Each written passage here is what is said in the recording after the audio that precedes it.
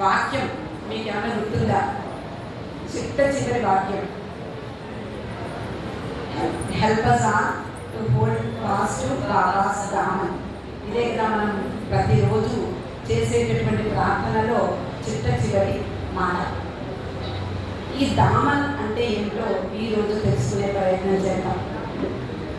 బాబా స్వయంగా చెప్పారు, నా దామన్ని పట్టుకోవడం అంటే ఏమిటో నేనే చెప్తాను అన్నారు. నిజానికి దామన్ అంటే కుంకు అని అర్థం. చంటి పిల్లలు నడిచేటప్పుడు, జనసంద్రంలో నడిచేటప్పుడు వాళ్ళు తప్పిపోకుండా తల్లి కొంగులు ఏ విధంగా పట్టుకుంటారో మనకు అందరికీ తెలుసు. దాన్ని దామన్ అంటాం.